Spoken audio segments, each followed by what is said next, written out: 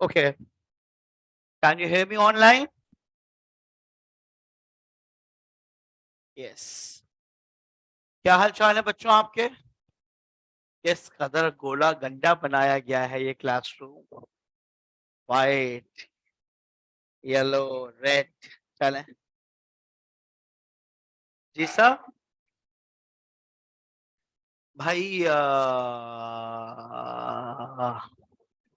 Huzaifa, हुनैन, Affan,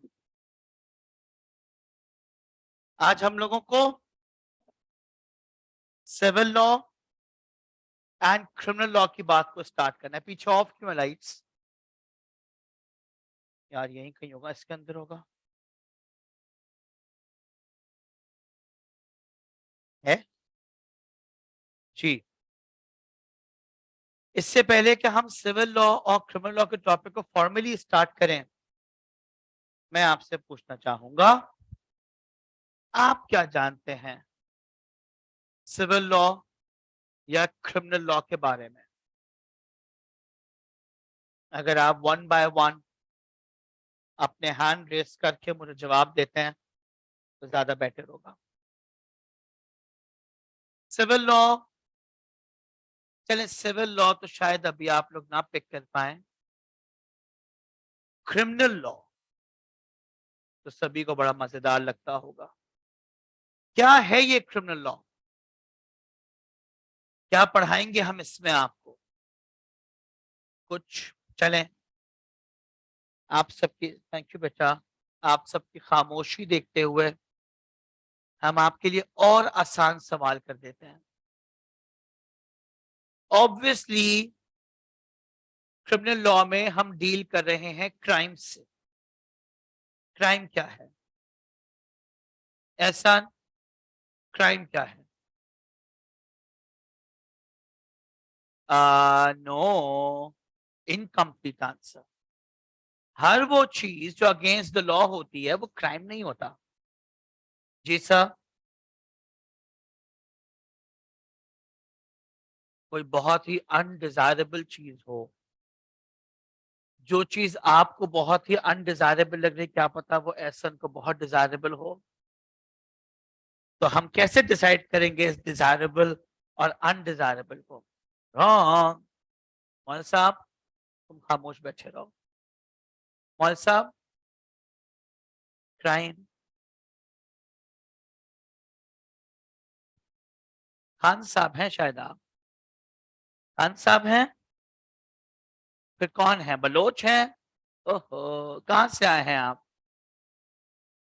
my God, आप तीनों, आप तीनों तुर्बत से हैं। मैं आपसे कुछ बातें पूछ सकता हूँ? क्या हालात है तुर्बत के? कैसा है तुर्बत? तुर्बत में आप कब तक रहे और कराची कब आए? मतलब अपनी पढ़ाई का कितना हिस्सा आपने तुर्बत में मुकम्मल किया? एफएससी तक वहीं किया? तो वहां आपको किसने सीए के बारे में बताया? कौन है वो दोस्त? नहीं नहीं, अदनान तो अल्लाह से खुश रखे, मतलब वो क्या कर रहा है मैं ये पूछ रहा हूँ। CA qualified from Turbat. एट। यहाँ कहाँ रह रहे हो कराची में? मतलब फैमिली यहाँ है कि अकेले हो तुम लोग यहाँ पे? ये थोड़ा सा मुश्किल हिस्सा हो जाता है अहमद, जान से मार दो इन बेगैरतों को। ये मुश्किल हिस्सा हो जाता है थोड़ा सा पढ़ाई का, जब आपको अपने घर से दूर होना पड़ता है पढ़ने के लिए। और पढ़ने के लिए भी माशाल्लाह सरगोधा के लोग यहाँ बैठे हुए हैं, पंजाब के, बलोचिस्तान के, ऑब्वियसली इंटीरियर से भी आए हुए होंगे। Anyone from interior? नहीं नहीं बेटा, हम बांग्लादेश वालों से बातें नहीं कर रहे इस बात, इनको आप छोड़ दीजिए। आप कहाँ से हैं? दादू। देखो ना, मतलब कराची वालों को थोड़ी सी शर्म आनी चाहिए। जो नवाब के बच्चे हैं ना कराची वाले, क्या आप देखें कि सीए बनने के लिए और सीए का ख्वाब देखने के लिए बच्चे कितनी मेहनत कर रहे हैं, और I wish them all the best, I wish you all the best. अल्लाह ताला तुम सबको कामयाब करे। लेकिन यकीनी तौर पे तुम तीनों लड़कों को, तुम्हारा नाम क्या है, starting from you, Isa, Waleed and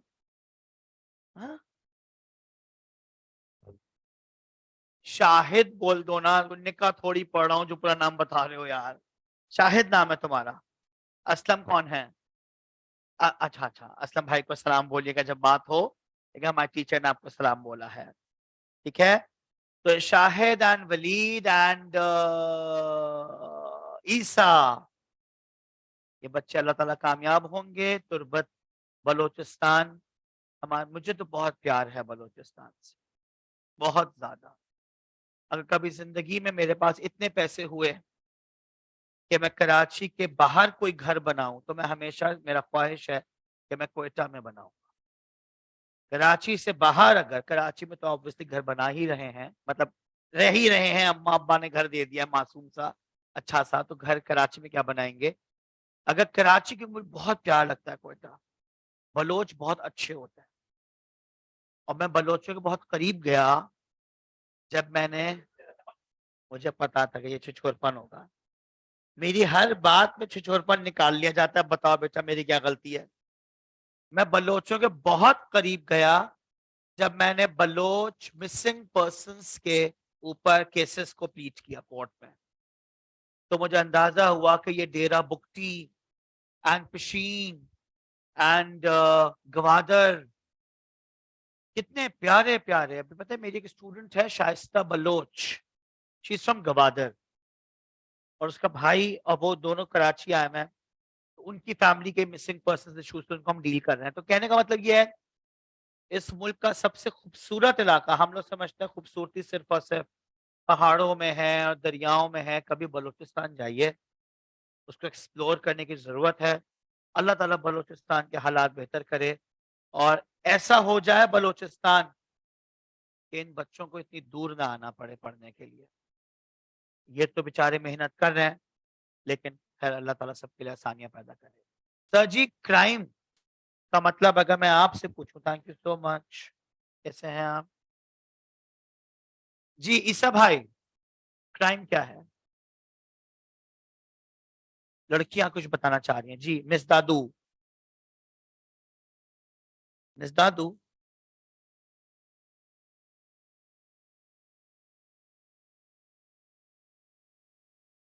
भाई छोटी, तुम सब गलत नहीं कह रहे हो, सही कह रहे हो, मगर एक बहुत बड़ी मिस मिस कर रहे हो बात को।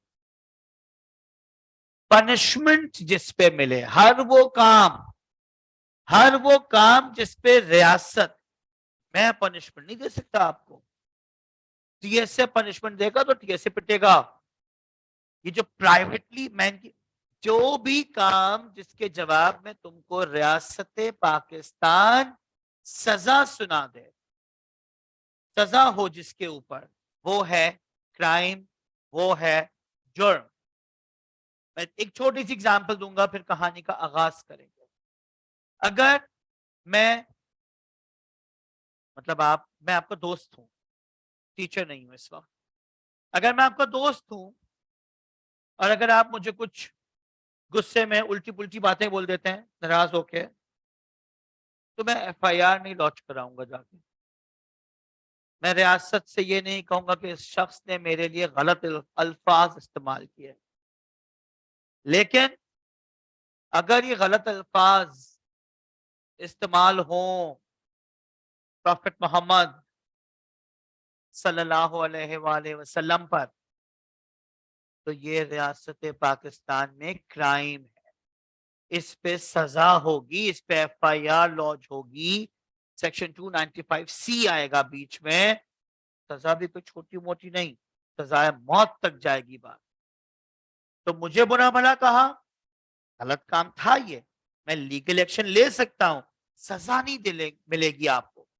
लेकिन उनके बारे में कोई हल्की बात की, यकीनी तौर पे आपको एक सिवियर सजा मिलेगी। हर वो काम जिस पे रियासत, अब छोटी से छोटी बात भी हो सकती है, देखिए, आपके लिए और मेरे लिए एक आम सी बात है कि हम लोग किसी भी स्टेट इंस्टीट्यूशन, जुडिशरी या किसी के लिए भी गलत अल्फाज इस्तेमाल करते हैं, लेकिन रियासत के किसी भी इदारे के खिलाफ कोई गलत अल्फाज इस्तेमाल करना इज ए क्राइम। इस पर सजा हो। अभी 14 अगस्त आने वाला है ना, कुछ दिनों के बाद, कुछ दिनों तो नहीं, बहुत सारे महीनों के बाद आने वाला है। 14 अगस्त को हम सब अपने घर वर सजाते हैं। अब तो नहीं सजाते, बचपन में खूब सजाते थे। फिर उसके बाद वो खत्म होने के बाद वो बंटिंग, जिनको झंडियां कहा जाता है, वो सड़कों पे पड़ी हुई हैं। आपको पता है पाकिस्तान के झंडे की बेहुरमती इज ए क्राइम। 6 महीने की सजा है इस पे। पता ही नहीं आवाम को। वो झंडी नहीं है, दैट इज नॉट कागज का टुकड़ा। पाकिस्तान का फ्लैग है, मगर इसकी कोई अहमियत ही नहीं है। तो ये भी क्राइम है। तो कोई भी, अच्छा, क्राइम जब होता है, चलें थोड़ी सी क्राइम पे बात। तो सबसे पहले क्या किया जाता है? चलें एग्जाम्पल देते हैं। किसके साथ क्राइम करवाएं? यही मुझे कुछ मनहूस सा वजूद लग रहा है। इसी के साथ क्या नाम है इसका बेटा? शाहरुख। शाहरुख तो याद आया, पठान भी नहीं देखते अभी तक यार। कौन सा पठान का बंदोबस्त करवाएं? पठान मूवी। अबे यार, तुम लोग तो अभी नहीं आई ना, पहुंची पाकिस्तान तक नहीं पहुंची ना, ये किसने देखी पठान? आ गई है, कैसे देखा? वो डाउनलोडेड वर्जन तो मजेदार नहीं होता ना। तो वेट कर लेंगे, इतनी मौत नहीं आ रही है देखने की है। लेकिन चले खैर, अगर आपके पास हो तो मुझे भेजिएगा। शाहरुख साहब, क्या पठान मूवी मंगवाइए, कुछ और डाउनलोडेड वर्जन ना भेज दीजिएगा। पता चला के। जी साहब। शाहरुख भाई, आपका हो गया मर्डर, और मर्डर करने वाला है मिस्टर तलहा। तलहा ने शाहरुख को कुत्ते की तरह बल्कि, क्यों? नहीं नहीं, अल्लाह रहम करे। नहीं नहीं, अल्लाह ने, भाई देखो, इसको कुत्ते की तरह मत मारना। कुत्ते की भी कोई वैल्यू होती है बेटा। तो शाहरुख भाई, अल्लाह ना करे, अल्लाह ना करे, अल्लाह ना करे, एसीसीए के डिपार्टमेंट रूम F2 में एक लाश मिली। तबानी साहब ने सुन लिया ना, मुझे जान से मारेंगे। ये तू मेरे कॉलेज में क्या उल्टी पुल्टी हरकतें करवा रहा है? जनाब, सबसे पहले क्या किया जाएगा? And I am serious right now. किसको बताया जाएगा? पुलिस। कौन सी पुलिस? फिरोजाबाद थाना। फिरोजाबाद, ये इलाका कम्स अंडर फिरोजाबाद। देखिए, पूरे पाकिस्तान की पुलिस ना, वो दादू हो, वो तुर्बत हो, वो कराची हो, सारी पुलिस को इलाकों से बांटा गया है। ये मेरे आपके इलाके हैं, PCHS, गुलशन एंड इस तरह से।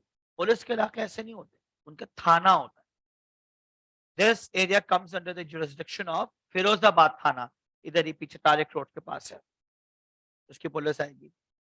सबसे पहली इंफॉर्मेशन पुलिस को देनी है, FIR, फर्स्ट इंफॉर्मेशन रिपोर्ट। ठीक हो गया? इसके बाद क्या होगा? फिर पुलिस इन्वेस्टिगेशन करेगी।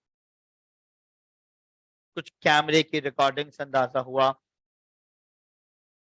कि कमरे में कत्ल के वक्त शाहरुख के साथ सिर्फ और सिर्फ तलहा मौजूद।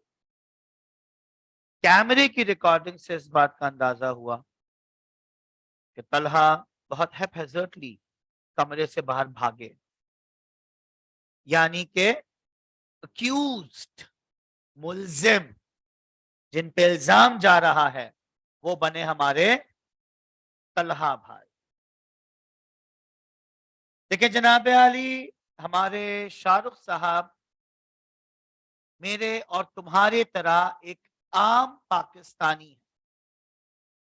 Being Pakistani, it is our fundamental right, बुनियादी हुकूक, कि हमारी लाइफ, हमारी प्रॉपर्टी, हमारी ऑनर, जान, माल, इज्जत व आबरू की हिफाजत किसकी जिम्मेदारी है? स्टेट की। अगर एक बंदा इस तरह कत्ल होता है तो ये एक्चुअली फेलियर किसका है? स्टेट का। तो स्टेट इनको इंसाफ दिलवाने के लिए, स्टेट का मतलब है रियासत, रियासती इदारा, जिसको हमने सिविल फोर्स कहा, पुलिस कहते हैं। फौज नहीं आएगी यहाँ पे, पाक फौज का एरिया ये नहीं है। हर एक का अपना लिमिट्स बता दिए गए हैं। पाक फौज, पाक आर्मी बॉर्डर्स के लिए है। नेवी समंदरों वाले बॉर्डर्स के लिए है। एयरफोर्स आसमानों के लिए है। सिविल फोर्स हम कहते हैं पुलिस को। पुलिस ने स्टेट के नाम पे कार्रवाई का आगाज करना है। मिस्टर तलहा अक्यूज्ड बनके 24 घंटे के अंदर अंदर, भाई तलहा को पकड़ लिया गया, पकड़ के कहां डाला जाएगा? जेल नहीं, जेल भाग की बात है, थाना, lockup. There's a difference between थाना एंड जेल। फिरोजाबाद थाने के अंदर लॉकअप्स हैं, ऑब्वियसली वहां इनको डाल दिया जाएगा। 24 घंटे के अंदर अंदर इनको मजिस्ट्रेट के सामने पेश किया जाएगा। मजिस्ट्रेट कौन? क्रिमिनल जज। मजिस्ट्रेट के सामने पेश होंगे।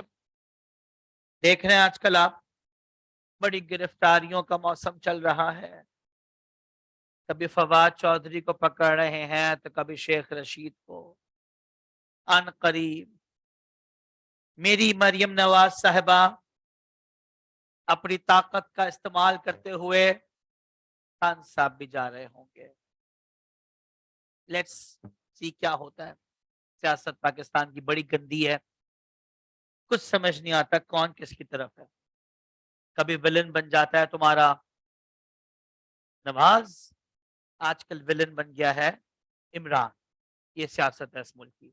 Coming back to the topic, हम क्या बात कर रहे थे? तला भाई पहुंचे मजिस्ट्रेट। अब चलेगी बात, अब होगा एक पूरा, आप लोगों ने, अगर मुझे तो खैर बहुत पसंद है, मेरा तो फेवरेट सब्जेक्ट ही है criminal investigation.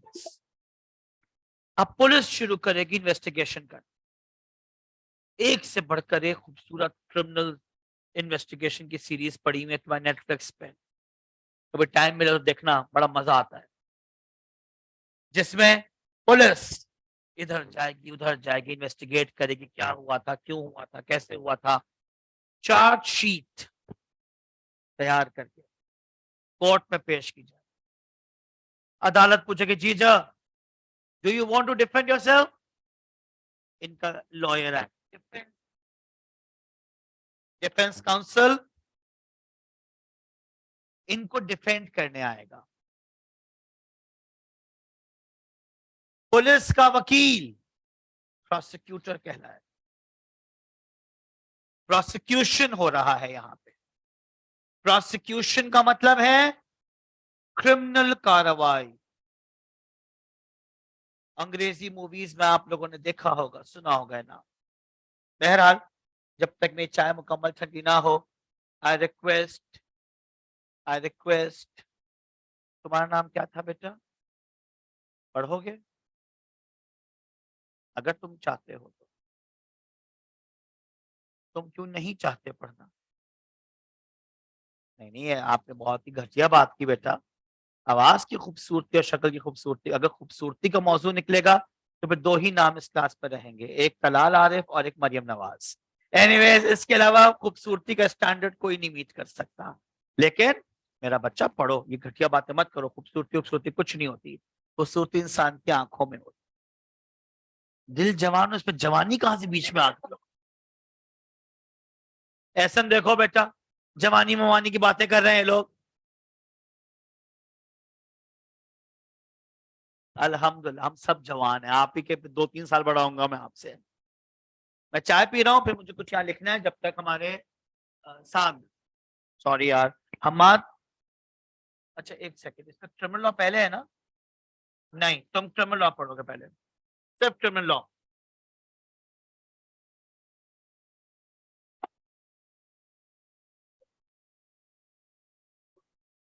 What a beautiful आवाज। सर स्ट्रेट बैठिए स्मार्टली। ये बात अब जरा मर्दों वाली फीलिंग्स लाए हमने।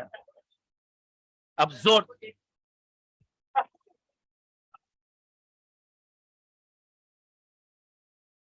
अब दुनिया क्या बोलेगी? चीप मैं हूं, मैं शरीफ आदमी। मेरा सारा मेरा सारा फ्लर्ट शुरू होता है एसन से, खत्म होता है एसन। आप हमसे फ्लर्ट कर रहे हैं, हम आगे ना फ्लर्ट करने पे बेटा सीधे नहीं चल पाएंगे। आगे चलिए।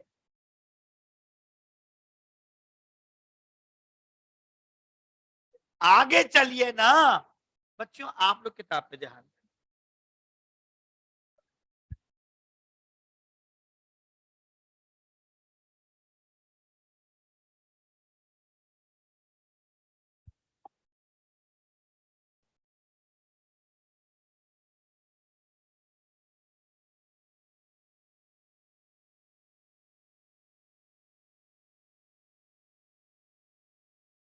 State versus Talha. स्टेट रियासत। मेरे बच्चों कान खोल के सुन लो, आइंदा कभी भी कोई केस तुम्हारे सामने स्टेट के नाम से शुरू हो तो मैंने समझ जाना है कि it's a criminal case. Civil नहीं हो सकता। सिविल क्या है बाद में बताएंगे। स्टेट है जो तलहा के खिलाफ शिकायत लेके, देखें एक बात मैं यहां पे बता दूं आपको, जजा और सजा का फैसला पुलिस नहीं कर सकती।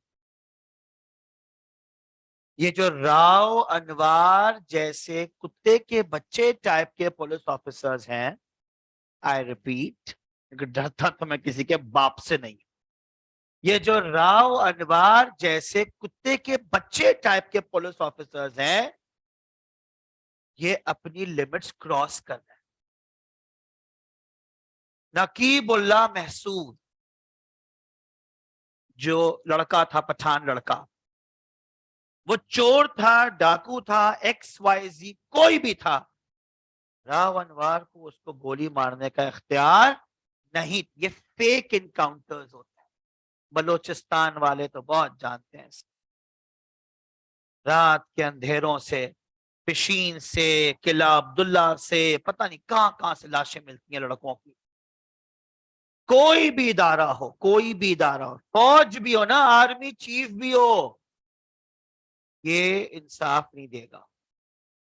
ये सिर्फ और सिर्फ कंप्लेन करेंगे, शिकायत करेंगे अदालत में जाके। कम गलत हो गया, कंप्लेनेंट उर्दू में कहते हैं शिकायत गुजार बनेगी पुलिस। पुलिस का काम सिर्फ यह है कि जज साहब ये वो बंदा है जिसको हमने पकड़ा है, ये वो बंदा है जिसपे इल्जाम है। इल्जाम का मतलब है तलहा अभी अक्यूज्ड है, इल्जाम है अभी। इल्जाम को साबित करने के लिए अब पुलिस को वैसे तो कानून पता हो जाता है बहुत अच्छी तरह, मगर एक्चुअली लॉ कौन प्लीट करेगा कोर्ट में? लॉयर। तो जो पुलिस के लॉयर्स होंगे, they are known as prosecutors. हर हुकूमत जो है ना, हर हुकूमत, सिंध, पंजाब, बलोचिस्तान, KPK, इनके अपने बाकायदा कुछ वकील होते हैं जो इनके बाकायदा जॉब्स पे होते हैं। वो इनके हुकूमत की तरफ से केसेस को प्लीट करते हैं। प्रोसिक्यूटर्स आएंगे कंप्लेनेंट की तरफ से, डिफेंस काउंसिल आएंगे तलहा की तरफ से,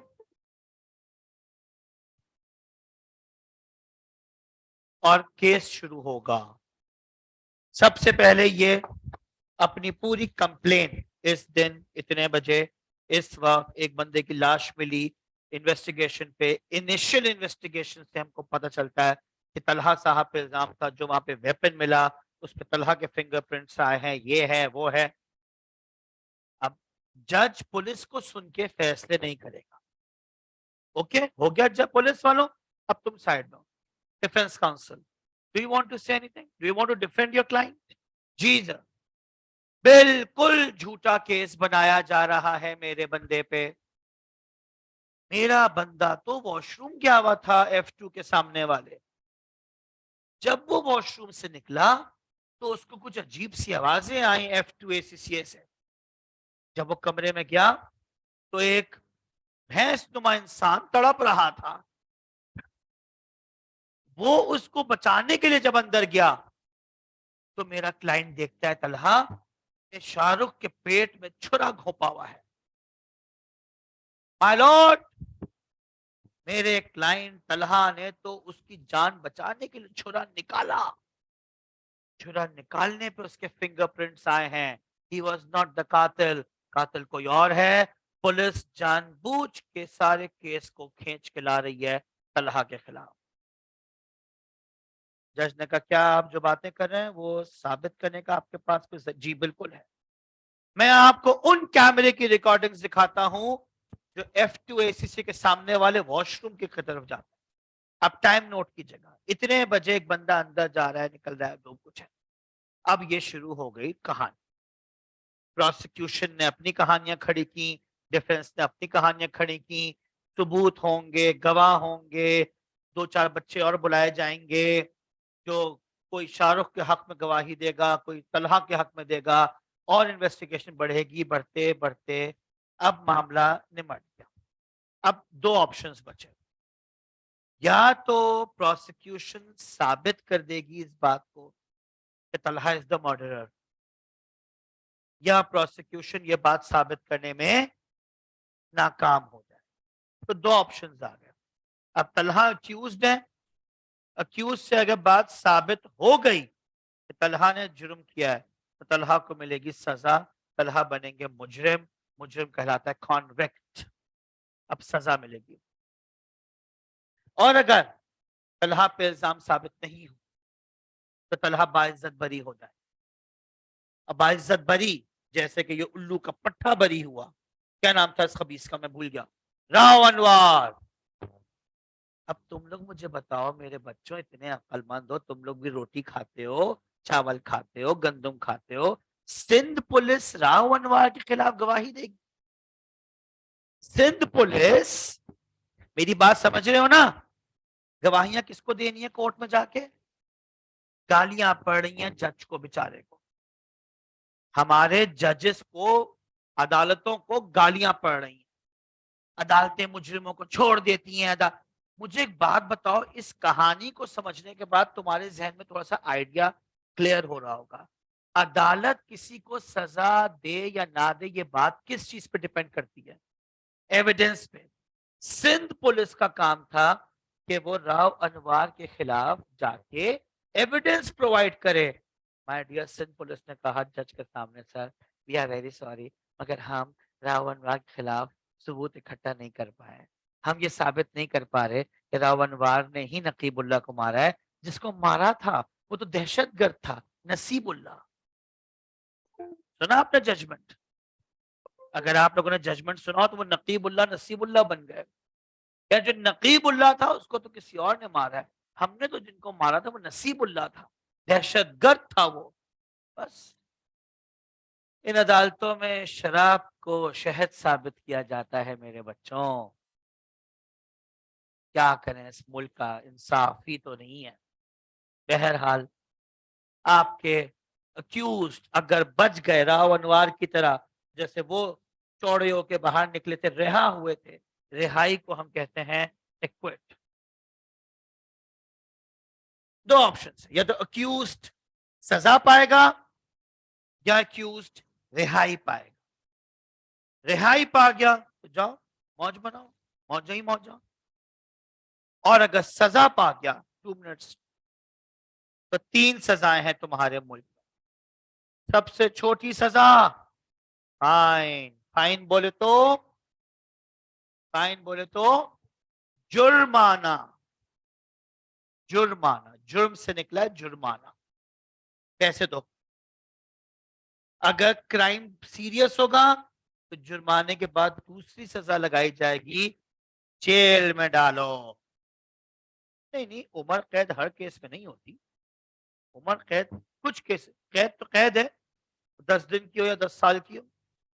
और कितने दिन की कैद होगी ये डिपेंड करता है कि कौन सा जुर्म आपने किया है। तो सबसे छोटी सजा फाइन। दूसरी इम्प्रिजनमेंट। इम्प्रिजनमेंट इज कैद। और पाकिस्तान में 11 ऐसे काम हैं, 11 जिनमें सजा मिलती है। बहुत जी लिए, इसकी जिंदगी छीन लो, सजा है मौत, बस। इससे ज्यादा जिंदा रहने का हक नहीं। If you remember the case of Zainab, Zainab rape case, याद है? फ्यू इयर्स बैक, अ मासूम सी बच्ची फ्रॉम पंजाब का गांव था या शहर है मुझे नहीं पता, कसूर, कसूर के इलाके की मासूम सी बच्ची। यही पूरा सीन वहां रिपीट हुआ। वहां तलहा नहीं थे, वहां इमरान थे। Imran, not Imran Khan, Imran the rapist.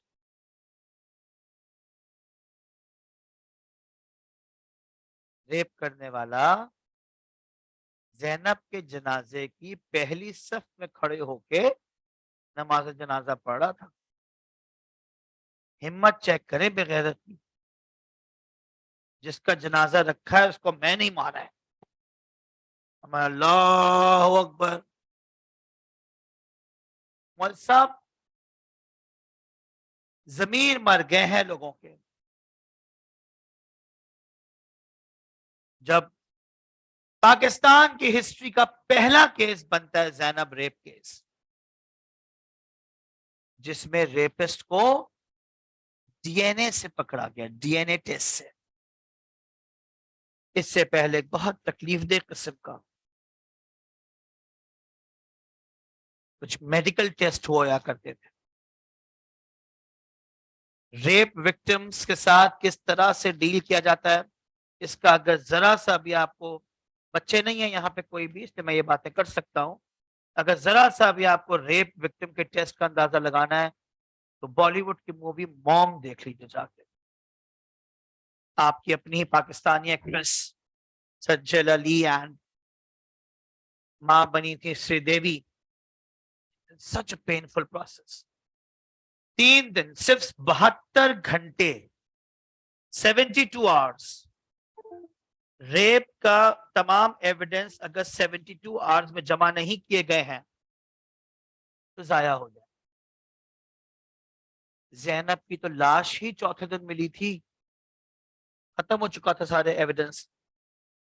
मैं यहाँ पे मोहतरमा मरियम नवाज साहिबा के मोहतरम चचा जान, जो इस वक्त पाकिस्तान के वजीर आजम है, उनको खिराज तहसीन पेश करूंगा कि उन्होंने पाकिस्तान की सबसे लेटेस्ट और सबसे बड़ी फॉरेंसिक लैब लाहौर में बनवाई है। अभी तक आपके मुल्क में फॉरेंसिक लैब ही नहीं है कोई दूसरी। अब कराची में बन रही है, सिंध हुकूमत बनवा रही है, जहां पे ये डीएनए टेस्ट वगैरह कंडक्ट होते हैं। 1100 मर्दों का डीएनए लिया गया, 1100। सगे मामू, सगे चचा, खानदान, मोहल्ला, कारी साहब, दूध वाला, दही वाला, दुकान वाला, सबके डीएनए लिए गए कि रेपिस्ट पकड़ना है। तब जाके 2 गली पीछे रहने वाला इमरान पकड़ा गया। जब उसके डीएनए मिले तो 4 दफा टेस्ट किया गया, चारों दफा डीएनए मिले। तो फिर इमरान साहब को अक्यूज से सजा मिली। 4 दफा सजाए मौत दी गई, एक दफा नहीं, 4 दफा। Kidnapping a minor, rapping a minor. अच्छा, ना सिर्फ उसने रेप किया था, फेंका भी था। फेंकने से पहले उसने बहुत ही गलाजत के साथ, अल्लाह ताला उसको जहन्नुम में जला रहा होगा इस वक्त, उसने उस बच्ची को ब्लेड से भी उसकी बॉडी को खराब किया था। He was a, I think, mental patient I guess. उस पे और फिर कचरा, कचरे के वो क्या कहते हैं उसको, कचरा कुंडी कहते हैं, क्या कहते हैं जहाँ कचरा होता है बहुत, वहां फेंक दिया था उसको। 4 दफा सजाए मौत का मतलब है उसकी लाश को 4 दफा टंगाया। मौत तो एक ही दफा आती है बेटा। एक दफा मौत आ गई होगी तो मर गया होगा, लेकिन लाश टंगाई गई होगी बार बार बार बार बार बार। सजा किसने दी? स्टेट, पुलिस ने नहीं दी। सजा मौत से पहले आखिरी बात करूंगा, इमरान से पूछा गया कुछ कहना चाहते हो? इमरान ने आप सबके लिए, पूरे पाकिस्तान के लिए 2 पैगाम छोड़े। पहला पैगाम, लड़कों शैतान के बहकावे में मत आना, थोड़ी देर की लज्जत के बाद सारी उम्र की शर्मिंदगी होती है। ये पैगाम था उसका पहला। दूसरा पैगाम, मेरे जाने के बाद मेरी माँ को डिस्टर्ब मत कर। मैं तो सजाए मौत चढ़ने जा रहा हूँ, तख्ता दार पे खड़ा हुआ हूं, 2 मिनट बाद मेरी जान निकल जाएगी। मेरे घर जाके मीडिया वाले, मेरी बहन, उसकी भी तो कोई बहन भाई होगा ना, उसकी भी तो माँ कोई होगी। कोई माँ थोड़ी तरबियत करती है अपने बेटे की कि ये काम करो, तो बेटा बिगड़ गया, कहता है मेरी माँ को कोई परेशान, कोई जानता भी नहीं इसकी माँ को। कोर्ट ने इस बात का हुक्म दिया कि कोई अब इमरान के किसी फैमिली मेंबर्स, ये नहीं तो मनूस की बच्ची निदा यासिर बुला ले अपने शो में। अम्मा जी कैसा फील किया आपने? वो पागल फारिग दिमाग औरत, अच्छा तो अभी आपने फॉर्मूला बनाया है, खाली एक्सपेरिमेंट कर, पागल लगती है मुझे लड़की। जहर दे दो कोई इस मनूस औरत को, फॉर्मूला बनाया है अभी खाली आपने। कौन कौन? तो बेटा ये सीन था। मैंने आपको एक फेक केस बना के समझाया, मेरा बच्चा दहशत में आ गया, घबराओ नहीं, लेकिन बताना जरूरी है। हमें ये बातें पता ही नहीं आवाम को। जरा इन बातों का जलवा दिखाओ लोगों को। एफआईआर का कटना, लॉकअप में बंद होना, बड़े बड़े चौड़े फवाद चौधरी जैसे भी रोना शुरू कर देते हैं। शहबाज गिल रोते हैं। सिर्फ मरियम नवाज, मेरी मरियम नवाज की पार्टी के जांबाज लोग हैं जो कई कई दिन जेल में रहे। आजकल कौन रो रहा है? वो शेख रशीद। मुझे पेशाब नहीं आता, तो तू क्या फरिश्ता जो तुझे पेशाब नहीं आता? इसलिए नहीं पेशाब करेगा, पेशाब का टेस्ट हो गया तो शराब का नशा निकल आएगा। इसलिए शेख रशीद, मुझे तो पेशाब ही नहीं आता, तो क्या तो दुनिया की कौन सी मखलूक है कि तुझे पेशाब नहीं आता? चमार। ऐसे ही हाल है पीटीआई वालों का। चले खैर हम आगे चलेंगे, आज के लिए इतना काफी है, वरना इमरान के चाहने वाले मुझे गोलियां मारेंगे। लेकिन खैर बेटा, अब कुछ क्लियर हुई बातें, चलूं आगे। अब मैं दोबारा से रिक्वेस्ट करूंगा भाई साहब से, भाई साहब आप पढ़ेंगे? घबराओ मत यार, ऐसे पानी वानी पी रहे हो, लग रहा है जैसे मैं अपने से गाने सुन रहा हूँ। तुमने पहला पॉइंट पढ़ दिया तो मैं इसको रिपीट, क्रिमिनल लॉ कहते हैं सिर्फ उन कामों से डील करता है जो कि अनडिजायरेबल हो। कौन से? मैंने कहा ना, आपने पता नहीं किसी ने अनडिजायरेबल का लफ्ज इस्तेमाल किया था, तो मैंने कहा था अनडिजायरेबल ये नहीं कि मुझे क्या बुरा लगता है, तुम्हें क्या बुरा लगता है। अनडिजायरेबल वो जो रियासत ने मना किया है, that the state punishes persons who transgress। Transgress का मतलब है जो वायलेशंस करते हैं, तोड़ते हैं हुदूद को, उनको सजा मिलेगी। लीगल एक्शन में be brought by the state, मैं बता चुका हूं, against the individuals who are accused, मैं बता चुका हूं, अक्यूज्ड होते हैं जिन पर इल्जाम लगते हैं। It is the responsibility of the state and not private individual. मेरा बच्चा क्रिमिनल लॉ में चाहे तुम भी अपना वकील हायर करो ना, केस हमेशा स्टेट के नाम पे शुरू होगा। यानी एक बच्चे ने मुझसे कहा सर वो एक मर्डर हुआ था शाहजेब खानजादा का।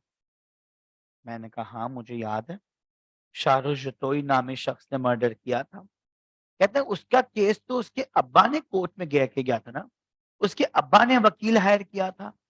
तो अगर अब्बा केस करेंगे, अब्बा वकील हायर करेंगे, तब भी हम स्टेट लिखेंगे। जी बिल्कुल, क्रिमिनल कार्रवाई कोई भी करे, भाई जैसे मैं 2 एग्जांपल्स देता हूं। हुकूमत की जिम्मेदारी है कि आपको डॉक्टर्स और अस्पताल प्रोवाइड करें, हुकूमत ये जिम्मेदारी निभा रही है, सिविल हॉस्पिटल और जिना हॉस्पिटल आपको देकर, सिविल हॉस्पिटल और जिना हॉस्पिटल उसने आपको दे दिया है। लेकिन अल्लाह ताला हम सबको महफूज रखे, डॉक्टरों से और अस्पतालों से, हमारे घर वालों को भी महफूज रखे। लेकिन अगर कभी हमारी तबीयत खराब होती है तो क्या हम सिविल जाते हैं कि जिना जाते हैं? अगर हम अफोर्ड कर सकते हैं तो हम दोनों ही जगह नहीं जाते।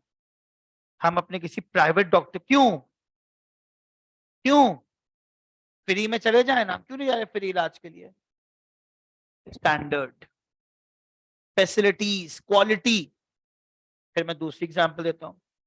हुकूमत हमको तालीम का वादा भी पूरी कर रही है, government schools and government colleges बना के। हर इलाके में गवर्नमेंट स्कूल मौजूद होगा, चाहे जैसा भी हो। आप लोगों में से कितने लोगों ने गवर्नमेंट स्कूल से पढ़ा और कितनों ने प्राइवेट स्कूल से पढ़ा? तो शायद ही कोई हो यहां पे जो गवर्नमेंट स्कूल से पढ़ के आया। ऐसे ही है। क्यों नहीं पढ़ा आपने गवर्नमेंट स्कूल से? आपके माँ बाप ने इतनी महंगी महंगी फीस क्यों पे की प्राइवेट स्कूल की, जबकि गवर्नमेंट स्कूल तो फ्री होता है? क्यों नहीं पढ़ा आपने गवर्नमेंट स्कूल से? Quality, standard. हाँ, गवर्नमेंट कॉलेज फिर भी बेहतर है। मैंने खुद गवर्नमेंट कॉलेज से पढ़ा था, government college of commerce and economics. मेरा कॉलेज, तेरा भी है, मेरा कॉलेज, तुम्हारा भी वही है। तो क्यों हम गवर्नमेंट, मेरे वक्त तो पता नहीं आजकल गवर्नमेंट कॉलेज में क्या हो रही है पढ़ाई की नहीं हो रही है? बहुत अच्छी भाई, मेरे जमाने में तो बड़ा स्ट्रिक्ट था। तुम्हारे टीएसए के काफी सारे टीचर्स वहां पढ़ाते थे उस जमाने में। अजीज मेमन पढ़ाते थे और कई लोग थे। खैर, गवर्नमेंट स्कूल में भी होती है पढ़ाई, लेकिन हर एक नहीं प्रेफर। इसी तरह जब हम लोग गवर्नमेंट अस्पताल नहीं जाते, गवर्नमेंट स्कूल नहीं जाते, हम गवर्नमेंट के लॉयर भी नहीं लेते, हम अपने वकील हायर कर लेते हैं। हम कहते हैं भाई हम अपनी जेब से पैसा देंगे वकील को, लेकिन फिर वही बात मैं करूंगा, आप अपनी जेब से पैसा दे भी दें मगर कहलाएगा वो स्टेट का ही लॉयर। Is that okay? फिर हम थोड़ा सा आगे चलते हैं। बेटा मैं इसको मुकम्मल कर लूं पहले पॉइंट को।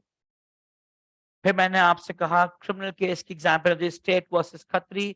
स्टेट का नाम आना लाजमी है जिसमें स्टेट अगेंस्ट द अक्यूज्ड कार्रवाई करेगा। Is that okay? एहसन का सवाल था कुछ थोड़ी देर पहले, मैंने रोक दिया था इसको। सर पूछेंगे आप?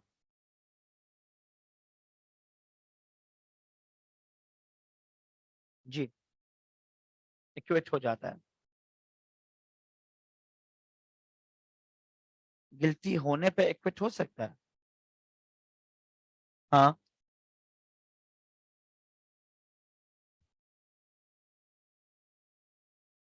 ये किस कदर गैर कानूनी सवाल पूछ रहा है।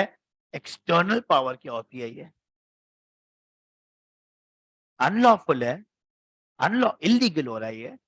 अगर कोई पॉलिटिकल पावर या अपनी कोई भी पावर इस्तेमाल करके रिहा हो रहा है, या आजकल पाकिस्तान में एक नया चीज निकला है कि अगर तुम रिसोर्सफुल फैमिली से हो तो तुम गरीब की फैमिली को खरीद लो, पैसे दे दो। खून बहा का नाम इस्तेमाल, खून बहा ये नहीं है बेटा।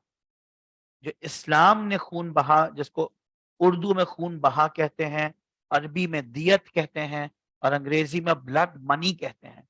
उसका मतलब यह है कि अल्लाह ना करे मेरी गाड़ी से तुम्हारा एक्सीडेंट हो गया और तुम कुचल गए हो, अल्लाह ना करे, तो मेरी गलती थी, यहाँ पे मैं क्रिमिनल नहीं हूं, तब मुझे सारी उम्र के लिए जेल में डाल दिया जाए, इससे मैं कहता हूं तुम्हारी फैमिली के साथ बैठ के कि गलती हो गई है, मुझे माफ कर दो।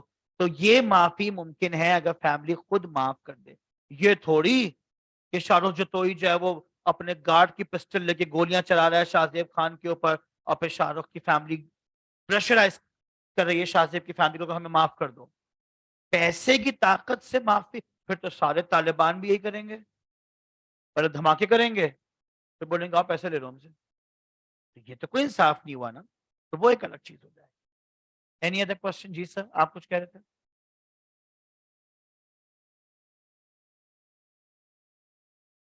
Exactly, a very good question. अगर मैंने किसी को 4-5 साल जेल में रखा और फिर ये कह के रवाना कर दिया कि तुम पे इल्जाम गलत था, अब वो उल्टा रियासत पे लीगल एक्शन करेगा कि मेरे 5 साल बर्बाद कर दिया। बिल्कुल ऐसा होता है।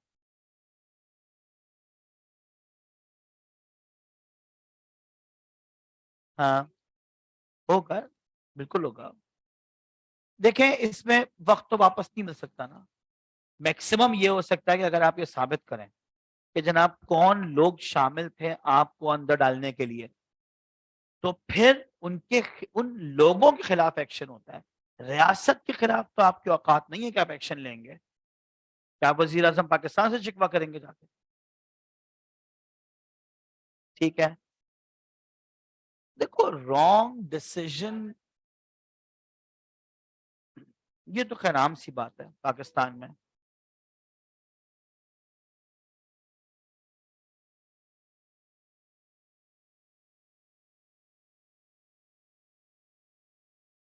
देखो पुलिस ऑफिसर्स होंगे बेसिकली, बिल्कुल होंगे, क्योंकि सारा का सारा जो गेम बनाया जा रहा है ना क्रिमिनल केस में, वो पुलिस है।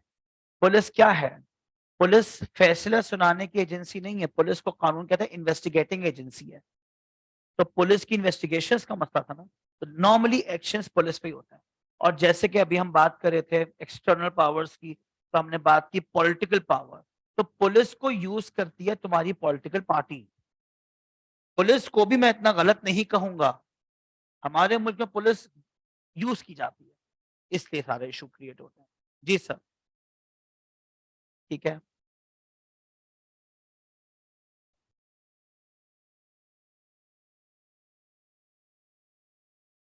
बिल्कुल बिल्कुल बिल्कुल।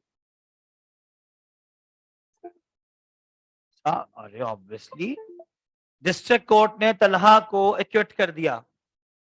प्रोसिक्यूटर को, गवर्नमेंट को, स्टेट को ये गलत लग रहा है, वो हाई कोर्ट में जाएंगे अपील लेके डिस्ट्रिक्ट कोर्ट के खिलाफ। तलहा का एक्विटल गलत है, तलहा को बुलाया जाएगा। हाई कोर्ट ने भी तलहा को रिलीज कर दिया। अब गवर्नमेंट जाएगी सुप्रीम कोर्ट के पास अगेंस्ट हाई कोर्ट, और सुप्रीम कोर्ट का फैसला पे जस्टिफाई किया जाएगा। डिपेंड करता है सिचुएशन पे। नॉर्मली ऐसे केसेस में होता यह है कि इनका नाम ईसीएल में डाल दिया जाएगा, एग्जिट कंट्रोल में। ये पाकिस्तान नहीं छोड़ सकते, वरना आपके मुल्क में होता क्या है, बंदा केस से बचने के लिए भाग के लंदन में बैठ गया। I am sorry. खैर मैं आगे चलूंगा तो मुझे मरियम याद आ गई अचानक। एनीवेज हम आगे चलेंगे। जी सर जी, यहां तक कोई और मसला? ऑनलाइन भी मेरे साथ साथ चल रहे हैं, कोई सवाल हो तो आप भी पूछ सकते हैं बिल्कुल। मैं क्रिमिनल लॉ को पहले मुकम्मल करूंगा, इसलिए हमारे भाई अब सेकंड हेडिंग में आ जाए। सिर्फ क्रिमिनल लॉ की बात हो रही है अभी। देखिए, मैंने अभी थोड़ी देर पहले आपसे कहा कि ये बातें जब मैं बता रहा था ना यहाँ पे, तो आप लोगों की शक्ल में ना खौफ नजर आ रहा था। आप इमेजिन कर रहे थे पुलिस का पकड़ के लेकर जाना, थाने में डालना रात भर के लिए, उसके बाद हथकड़ियां लगा के पुलिस वैन में बिठा के मजिस्ट्रेट कोर्ट में पेश करना, हथकड़ियां लगाए लगाए आपको जज के सामने पेश करना। जज आपको देखेगा, सुनेगा, पूछेगा, आप धाड़े मार मार के रोएंगे, मैं नेक आदमी हूं, मैंने कुछ बुरा नहीं किया। उस वक्त तक आपकी माँ, बहन, भाई, बाप भी पहुंच चुके होंगे जज के सामने। जज साहब, इस पे इल्जाम है, इसको रिहा कर दो। और ये सब कुछ होने के बावजूद जज साहब का ये कि नहीं, ले जाओ पुलिस इसको वापस। कहा? रिमांड पे। 7 दिन के बाद वापस लाना, 14 दिन के बाद वापस लाना, 30 दिन के बाद वापस लाना, 90 दिन के बाद वापस लाना। सोचिए, फील कीजिए कि अगर आप अचानक किसी इल्जाम में फंसा दिए गए और इस तरह 7 दिन या 14 दिन या 30 दिन या 60 दिन या 90 दिन के लिए पुलिस के हवाले कर दिया जाए, और यहां से अब आप थाने नहीं जाएंगे, जेल जाएंगे, हालत टाइट हो जाती है सोच के। इसलिए, क्योंकि क्रिमिनल लॉ का पर्पज ही यही है कि डराया जाए। हम नमाज भी इसलिए पढ़ते हैं कि हमें जहन्नुम की आंख का खौफ है। हम हर गलत काम से इसलिए बचते हैं कि हमें खौफ दिलाया है अल्लाह ताला ने। वरना रिश्वत कमाना, गलत काम करना, कुछ भी खोल, the threat of punishment is the main purpose. आपकी सोसाइटी में थ्रेट ऑफ पनिशमेंट खत्म होता जा रहा है क्योंकि अदालतें बिक गई हैं। जिस दिन थ्रेट ऑफ पनिशमेंट आ गया ना, उस दिन किसी अमीर का बेटा अपने गार्ड की पिस्टल लेके किसी को गोली नहीं मार सकता।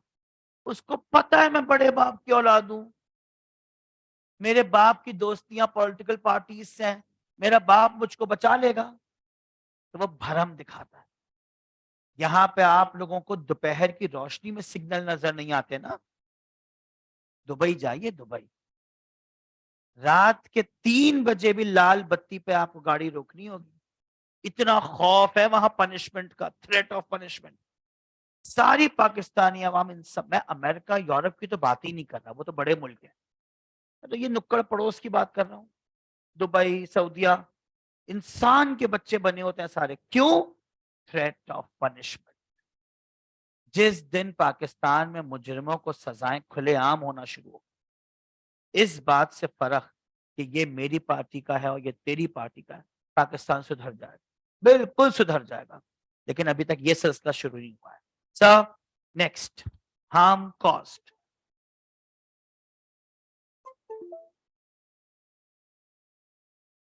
वेदर और not the harm was caused. मैं रात के अंधेरे में एहसन के घर में कूदा।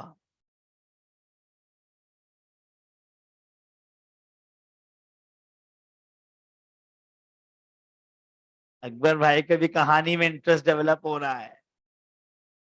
चोरी करने की नीयत से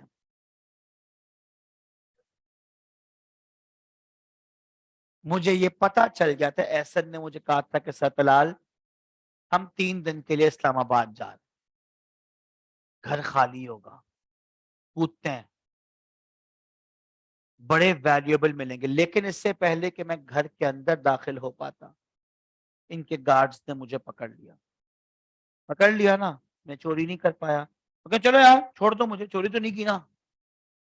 अच्छा आया था चोरी करने, की तो नहीं ना, क्यों हाथ पकड़ा है मेरा, छोड़ दो मुझे। क्या शुरू है इसके बाद मेरा, ये आप भी जानते हैं मैं भी जानता हूं। कानून कहता है हार्म कॉज्ड हो या ना हो, आप किसी को गोली मार, जान से मारने की नियत से गोली चलाएं, बंदी बच जाए, मतलब हम बंदी पे गोली चला देते हैं, बंदी बच जाए तो मैं कहूँ चलो भाई बच गई ना, अब क्यों चीख रही हो, बच तो गई ना, मसला क्या है? तो बेटा जो हशर मेरा होगा ना, इसलिए गवर्नमेंट, जिसको हम स्टेट कह रहे हैं, वो प्रोसिक्यूट करेगी रॉन्ग डूअर को, अक्यूज को, चाहे नुकसान पहुंचा। असल में पता है क्या मसला है? क्रिमिनल एक्टिविटी, भाई जो भी क्राइम आप करें या करने की कोशिश भी करें, आप मुजरिम होंगे, ऐसा ही है। नेक्स्ट, बर्डन ऑफ प्रूफ का मतलब साबित कौन करेगा। वैसे तो ये पूरी कहानी सामने लिखी हुई है मैंने आपके, लेकिन मैं थोड़ा सा एक्सप्लेन करता हूं। जी बेटा।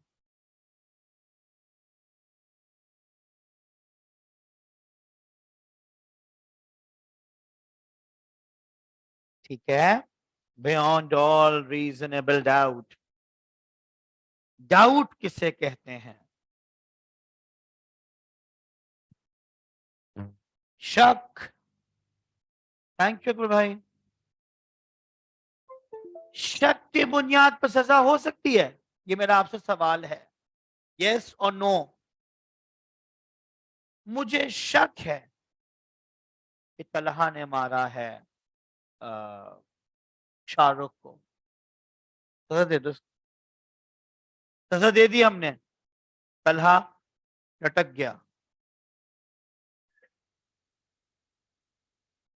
फंदे पे लटक गया।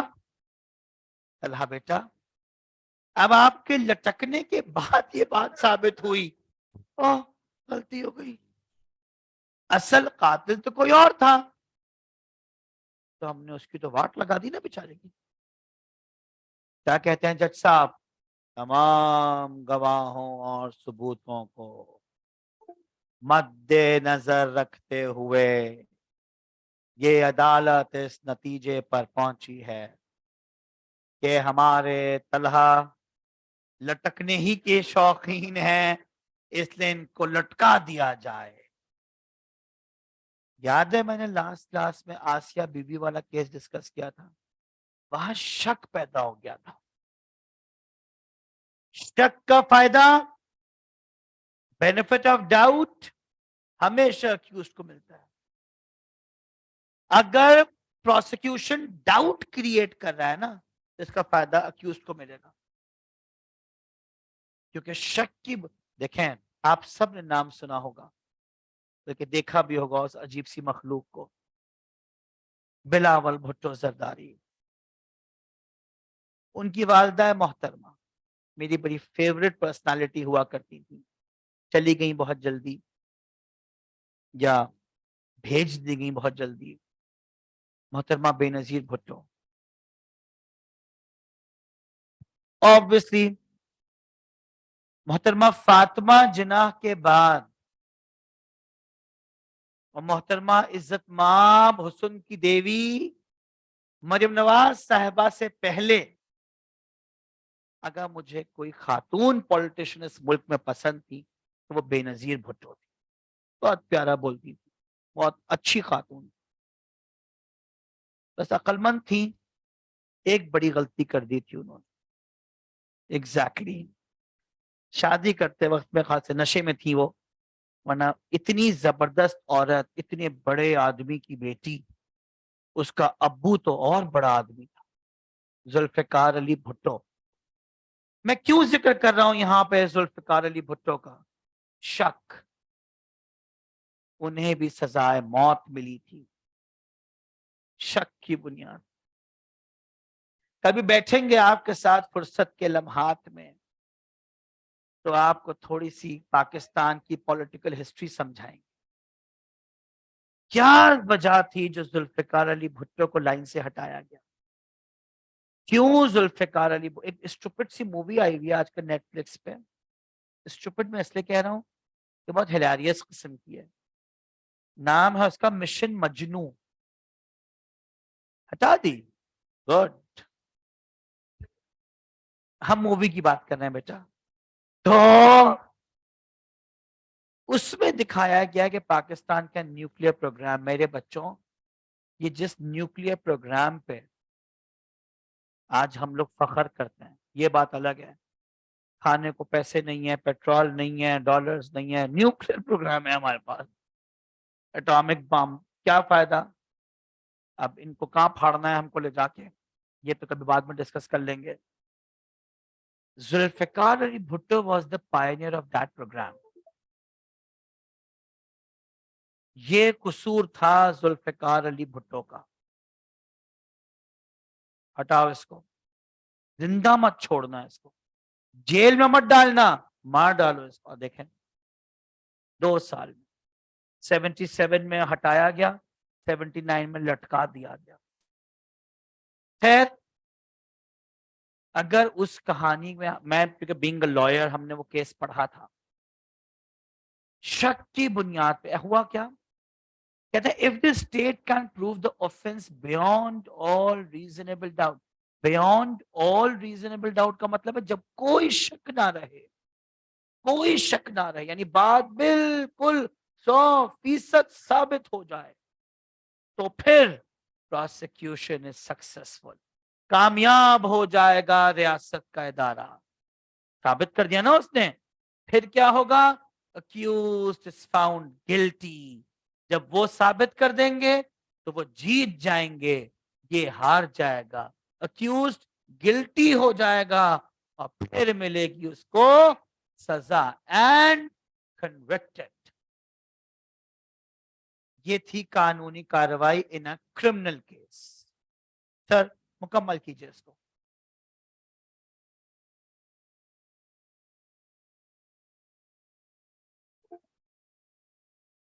करेक्शन की जरूरत है। कहते हैं द क्रिमिनल कोर्ट में sentence the defendant to a fine. मुझे इस बात से कोई एतराज नहीं है, मैं भी ये कहता हूं सबसे पहली सजा फाइन है। फिर कहते हैं और it might impose some other fine, fine नहीं, punishment. It might impose some other punishment, such as imprisonment और डेथ सेंटेंस, सजाए मौत। ये था हमारा एनी क्वेश्चन, एनी प्रॉब्लम आप पूछ लीजिए, वरना मैं सिविल की तरफ बढ़ जाऊंगा। जी मौलवी साहब, इसी आवाज को बंद रखो ताकि मुझे मौलवी साहब की आवाज पहुंच सके। जी साहब।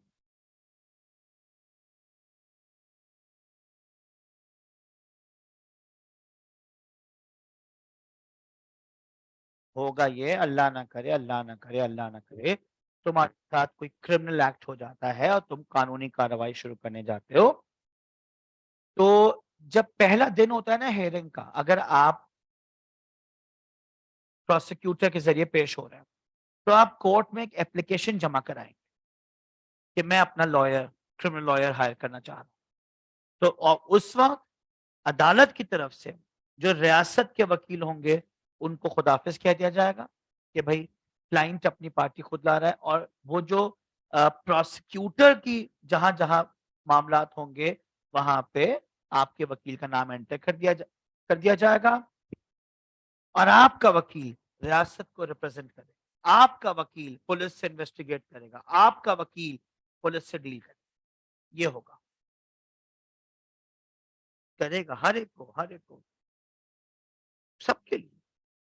स्टेट ने तो कुलभूषण यादव को भी लॉयर प्रोवाइड किया था। जानते हैं मैं किसका नाम ले रहा हूं? कौन है ये मोहतरम? रॉ का एजेंट, इंडियन नेवी का सर्विंग कैप्टन, जो बलोचिस्तान से पकड़ा गया था और जिसने कबूल किया कि मैंने बलोचिस्तान, ईरान के जरिए बलोचिस्तान में बहुत सारी टेररिस्ट एक्टिविटीज करवाए, उसको भी लॉयर दिया गया। लॉयर देना आपका भाई, वो कौन है मैडम जी, वो जो पाकिस्तानी औरत को अमेरिका ने दबाया हुआ है? आफिया सिद्दीकी। आफिया सिद्दीकी, छोड़ दीजिए, बड़ी लंबी कहानी है, मैं आफिया सिद्दीकी की डिटेल्स में नहीं जाऊंगा, लेकिन आफिया सिद्दीकी को जब पाकिस्तान से पकड़ के, बल्कि अफगानिस्तान से पकड़ा था बेसिकली उनको, वहां से पकड़ के जब उनको ले जाया गया अमेरिका, तो अमेरिका में भी उनको लॉयर प्रोवाइड किया गया था। ये बात अलग है कि आफिया ने लॉयर लेने से इनकार कर दिया। आफिया ने कहा बकवास है तुम्हारे, दफा, मैं खुद अपने केसेस को देखूंगी। मगर खैर, अब तो अल्लाह ताला रहम करे, मोहतरमा बीमार बहुत ज्यादा है। अब लंबी कहानी है, वो बड़ी गलत कहानी है। मुशर्रफ साहब ने किताब में कुछ अलग, मुशर्रफ साहब भी चले गए देखो, जिसमें तुम मुझसे लिस्ट पूछना चाह रहे हो, मेरे पास इस वक्त मौजूद नहीं है वो किताब, वरना मैं तुमको दिखाता। एक किताब है, उसका नाम है PPC, पाकिस्तान पीनल कोड, ताजीराते पाकिस्तान कहते हैं इस कानून को। इसमें 500 से ज्यादा क्राइम, 500। हमारे अल्ताफ भाई का तो नाम सुना होगा ना आप लोगों ने, सरगोधा में भी। आप लोग तो मासूम से हमारे अल्ताफ भाई को बड़ा बुरा भला कहते हैं। अल्ताफ भाई ने पाकिस्तान मुर्दाबाद का नारा लगाया था। It was a completely wrong नारा, गलत नारा था। उन्होंने पाकिस्तान को गाली दी थी, उसकी सजा भी यहाँ लिखी हुई है। मैं कहता हूँ ना, अभी मैंने कहा हुजूर अकरम सल्लल्लाहु अलैहि वसल्लम की शान में गुस्ताखी करना, वो भी यही लिखी हुई है 295 सेक्शन में। सजाए मौत 302 दफा 302 के तहत तुमको सजाए मौत सुनाई जाती है। सुना है ना ऐसा? मैं कहता हूँ भाई शाहरुख, तुम बड़ी 420 करते हो। 420 क्या है? 420 सेक्शन है फ्रॉड के बारे में, सेक्शन 420 है इसमें फ्रॉड। तो 500 से ज्यादा क्राइम है पाकिस्तान में। मैं डिसाइड नहीं करूंगा क्या क्राइम है, तुम डिसाइड नहीं करोगे, इस किताब ने डिसाइड कर दिया। ये वकील पढ़ते हैं, पूरी किताब पढ़ते हैं। Is that okay? हम आगे चलें थोड़ा सा। ऑनलाइन भी कोई सवाल नहीं आ रहा, यहाँ भी नहीं आ रहा। सिविल लॉ पर आ जाओ। इससे पहले कि हम सिविल लॉ को थोड़ा बहुत पढ़ना शुरू करें, मैं अफान, सही नाम लिया मैंने? ओ थैंक यू। अफान पढ़ेगा और हमाद रब करेगा बोर्ड। जी जोर से यार।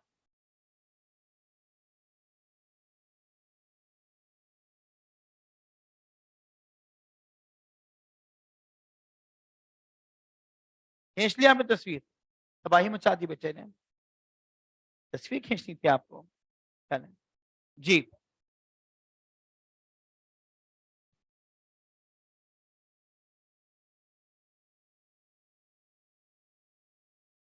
थैंक यू बेटा।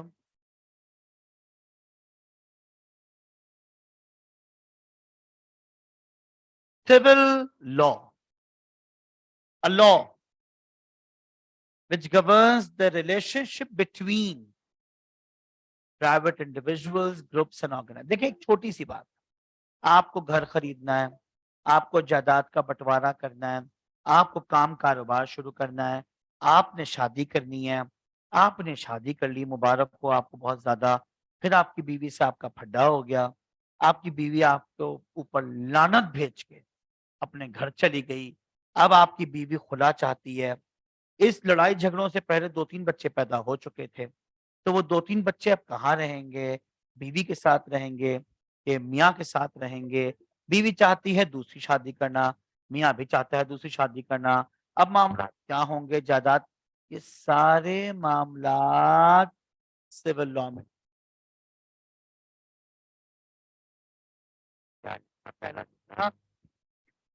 Civil law duties of persons as between themselves. कोई भी राइट्स हैं, अब वो मियाँ, वो बिजनेस पार्टनर्स हो, वो बहन भाई हो, वो प्रॉपर्टी बेचने खरीदने वाले हों, कोई भी कोई भी दो अफराद के दरमियान के ताल्लुकात, कोई कानून तो होना चाहिए ना बेटा, वरना तो तबाही मच जाएगी। फिर कहा गया द पर्सन। अच्छा बड़े मजे की बात है, मैं बिजनेस कर रहा हूँ एहसन के साथ, हमजा के साथ, अहमद के साथ। अब बड़ा प्यारा बिजनेस चल रहा है हमारा, आप भी मुझसे खुश हैं, मैं आपसे तो बहुत ही खुश हूं। तो खैर अल्हम्दुलिल्लाह, हम क्यों जाएंगे अदालत? अदालत कब जाया जाता है? अच्छा डिस्प्यूट तो बहुत होते हैं, अदालत तब जाया जाता है जब डिस्प्यूट हम सॉल्व ना कर पा रहे हैं। यकीनन मेरे सामने मेमन भी बैठे होंगे। मेमनो, अब तक तो मेरे पड़ोसी भी हो गए हो। मेमनो, आज भी मेमनों में बहुत स्ट्रांग है इनका जमात सिस्टम। जो मेमनों की जमात होती है ना, वो ठीक है, किसी हद तक तो अच्छी चीज है, मुझे पसंद है वो जमात सिस्टम। यानी आज भी अगर इनका कोई खानदानी झगड़ा हो जाए, अगर कोई फैमिली बिजनेस पे इनके चच्चा का और अब्बा का फड्डा हो जाए, तो ये लोग अदालत नहीं आएंगे। अदालत में दो चीजें बहुत जाया होती हैं जिनसे मेमनों को बहुत ज्यादा प्यार है, बेइंतहा प्यार है, जिसके बगैर मेमन सुकून की नींद नहीं सो सकता। एक है पैसा, एक है टाइम। सही कह रहा हूं? कोई बुराई नहीं है। पठान भी बैठे होंगे यहाँ पे कोई? Anyone Pathan hair? पठानों को जब मैं जिरगे का नाम लूंगा तो वो समझ जाएंगे जिरगा क्या होता है।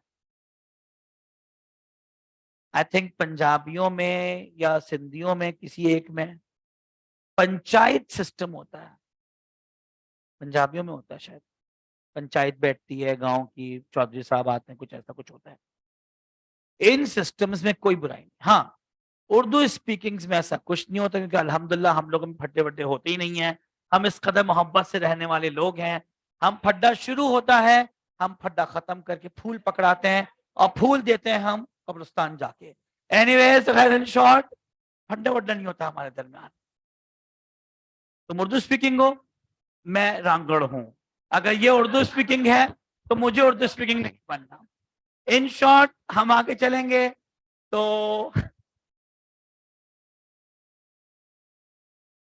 आप तो बहुत कुछ है।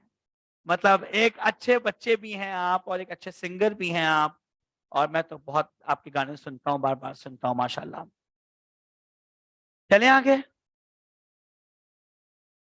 हाँ, ओहो हो, बहुत प्यारा सवाल पूछ लिया आपने, मगर आप अगले पेज पे चले गए। आपका सवाल बहुत टाइट है सर। ये सिविल, मैं तुम्हारी सवाल पे एक एग्जाम्पल याद आ गई है, मुझे दे दूं। एक लड़का कहता है सर आपने बोला मियाँ बीवी के फसाद सिविल केस है। हाँ सिविल केस है, यानी अगर बीवी नाराज हो जाए, घर चली जाए, या कुछ और मसाइल हो मियाँ बीवी के दरमियान, तो सिविल है। हाँ। कहता मगर मेरी भाभी नाराज होकर अपने घर गई, पुलिस को भेज दिया, पुलिस आई, वो मेरे भाई को पकड़ के ले गई। तो आप कह रहे हैं शादी ब्याह का मसला सिविल केस है, तो मेरा भाई थाने क्यों गया, पुलिस क्यों आई? मैंने कहा मेरे बेटे खुल के बताइएगा, आपके भाई ने क्या किया था? कहते गुस्से में आ गए थे, तो जरा थप्पड़ अप्पड़ मार दिए थे 2-3। आखिरी थप्पड़ थोड़ा जानलेवा साबित हुआ, जिससे हमारी भाभी साहबा गिर गईं और उनका सर पड़ गया बिस्तर पे। सर फट गया था और बस, कुछ भी नहीं होता। ये तो इतना प्यार करते हैं आपके भाई भाभी से। मैंने कहा बेटा आपका भाई जंगली आदमी है, पता है आपको ये बात? सर आप कैसी बात? मैं कहा बिल्कुल, आपका भाई अपनी बीवी को इतनी जोर से थप्पड़ मार रहा है कि वो गिर पड़ी बेचारी, उसका सर फट गया। वहशी है आपका भाई। यार मुझे बुरा लग रहा है। मैं जाओ तुम भी और तुम्हारा भाई, इतना को बीवी को थप्पड़ मारता है। बहरहाल बीवी से तो प्यार किया जाता है, थप्पड़ थोड़ी मारे जाते हैं।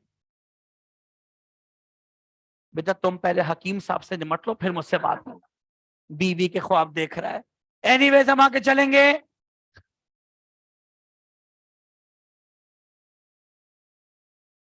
तो ये इनका सवाल था। इसे कहते हैं उड़ता हुआ तीर सीने पे खाना, सीने पे। सीना सीना कर लो बेटा, सीने पे खाया जाता है। हमारे भाई ने कहा था सिविल क्रिमिनल, अब यहाँ पे भाई के खिलाफ सिविल कोर्ट में अलग मुकदमा चलेगा, और कातलाना हमले की जो कार्रवाई है वो पुलिस चलाएगी। एक ही मसले में दोनों चलेगा। Is that okay? बहरहाल हम आगे चलेंगे जी। अच्छा यहाँ पे एक दो नाम इस्तेमाल हुए। अब violation of civil law is a टॉट। टॉट क्या है? गलती। डिफरेंस बिटवीन गलती एंड जुर्म। एग्जाम्पल दूं? आप बाइक लेके निकलते हैं यहां से, थोड़ी स्पीड में हैं आप, रोड पे निकले और आपने जाके किसी को टक्कर मार दी गलती से। इट इज अ गलती। आप जल्दी से बाइक साइड पे लगाएं, भाग के उसके पास जाएं, उससे माफी मांगे। हाँ पब्लिक तो फोन आ जाएगी, तो आप वीडियो भी खुल जाएगी फोन, उससे माफी मांग लें। मुझे ऐसा लगता है कि आपकी गलती भी अगर होगी ना और आप माफी मांग लेंगे, ओहो हो, उसकी नजर में आपकी इज्जत बढ़ जाएगी। यहाँ पे गलती के बावजूद बहस की जाती है। माफी इसका जो खूबसूरत चीज है कि सामने वाले का गुस्सा 1 मिनट में पानी हो गया। और जब हम तालीम हासिल कर लेते हैं ना, तो हमारे अंदर और जाहिलों में फर्क नजर आना चाहिए। अगर हम भी माँ बहन की गालियां दे रहे हैं सड़क पर खड़े होके, कसम खुदा की हमारे अंदर तालीम ने कोई फर्क नहीं डाला।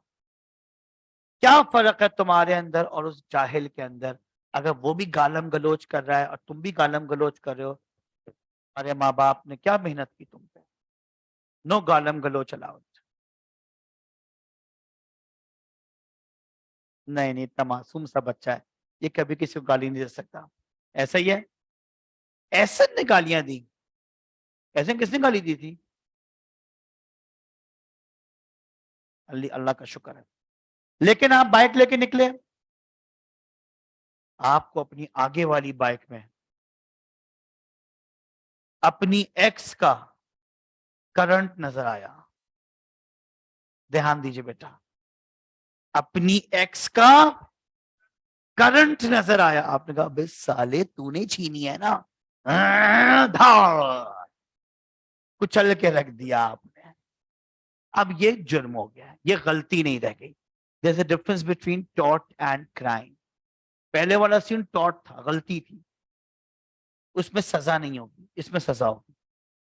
फिर कहा गया, ये बात आप समझ लीजिए कि सिविल बन जाता है अगर मैं बिजनेस पार्टनर हूं मिस्टर अहमद मुस्तफा का, और अहमद ने मेरे साथ धोखा किया, पैसे खा गया मेरे, और जो चीज इनको मुझे सप्लाई करनी थी वो सप्लाई नहीं की, इन्होंने पहले मुझसे पैसा लिया, चीज आपको मिल जाएगी, खुद खा ली। अबे यार, हम चीज का रहे, पैसे भी गए हमारे, चीज भी हाथ ना आई हमारे, तो फिर हम कानूनी कार्रवाई करेंगे कि जो गुड्स आपने हमको भेजनी थी वो क्यों नहीं मिली हमें। तलाल वर्सेस अहमद मुश्तबा, अब ये बन जाएगा, तलाल का नाम पहले है, इसका मतलब है कि तलाल ने केस फाइल किया है, तलाल वर्सेस अहमद। अब नाम चेंज हो रहे हैं बच्चों, सिविल क्रिमिनल के नाम बिल्कुल डिफरेंट है। वहां पे हमने प्रोसिक्यूटर, पता नहीं क्या क्या नाम लिए थे, कंप्लेनेंट, यहाँ पे तलाल कहलाएंगे क्लेमेंट, या कुछ जगहों पे दूसरा नाम भी लिखा हुआ है प्लेंटिफ। केस फाइल, अच्छा सिविल के उसको कहते क्या है, टू अल सू यू, SUE। प्रोसिक्यूशन का वर्ड यहां नहीं आएगा, वो क्रिमिनल के साथ हो गया खत्म। सिविल केस सू करना कहते हैं, जिसको हम कहते हैं सूट। सूट की स्पेलिंग मैंने सही लिखी है, सही है कि गलत, सही लिखी है कि गलत, क्या लिखूं, ई भी आएगा, कहां पे आएगा ई, ये वाला सूट, ये सूट है, ये स्वीट है। स्वीट क्या होता है, जहां पे बेगैरत, कैसी बेशर्मी की बातें कर रहे हो मेरे सामने, सिर्फ हनीमून नहीं बनता वहां पे कुत्ते, मौलवी साहब कैसी बेशर्मी की बातें कर रहे हैं, मुझे शर्म आ रही है। इसकी शादी अभी हुई है, उसके भाई की शादी हुई है, पिटेगा तू उसके भाई से कि तूने बेगैरती की बातें की तो। बेटा ये होता है executive room of a hotel, presidential suits वगैरह, जहां पे तुम्हारे ये हाई लेवल लोग पहुंचते हैं। जरा जो हर होटल में तुम जाओ किसी में भी, तो एक तो आम से हम जैसे गरीबों के कमरे होते हैं, एक होते हैं थोड़े प्रेसिडेंशियल एग्जीक्यूटिव रूम्स, उनको ये ई नहीं लगेगा यहाँ पे, इसकी स्पेलिंग यही होगी सूट, SUIT।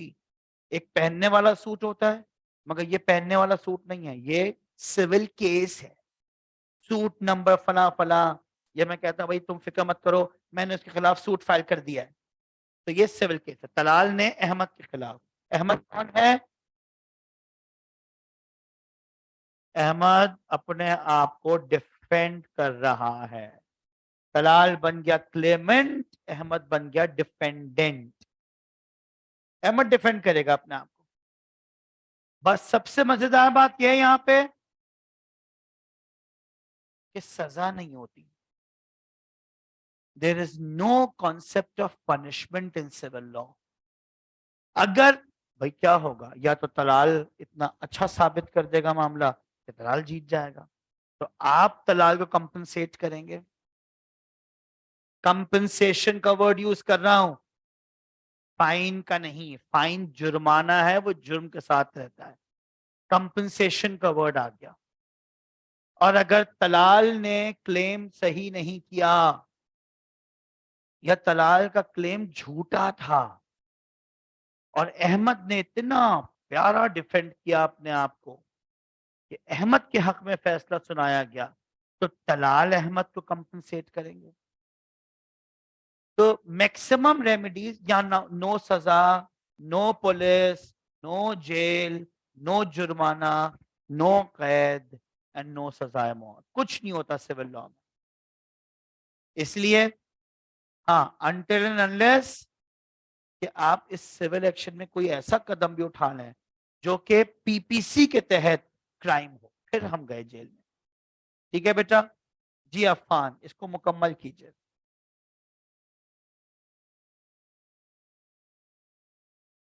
उधर पर्पस ये था कि हम पनिशमेंट दे रहे थे, इधर पर्पस ये है कि भाई तलाल, अहमद, अहमद, तलाल ने तुम्हारी वजह से नुकसान उठाया है, उसे कंपनसेट कर। नेक्स्ट,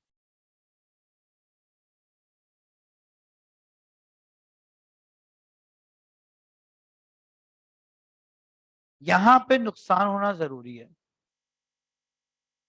वहां तो मैंने एहसन के घर में छलांग मारी थी, मुझे गार्ड्स ने पकड़ लिया था, मैं फिर भी जेल जाऊंगा। गोली मारी थी मैंने मोहतरमा को, मोहतरमा बच गई थी, मैं फिर भी जेल जाऊंगा। यहां पे अगर अहमद ने मेरे खिलाफ कोई ब्रीच करने की कोशिश की मगर मुझे नुकसान नहीं हुआ, फिर मैं रो किस बात पे रहा हूं? अगर मुझे नुकसान नहीं पहुंचा, हार्म कॉज नहीं हुआ, तो मैं अहमद के खिलाफ कोई कानूनी कार्रवाई नहीं कर सकता। नेक्स्ट,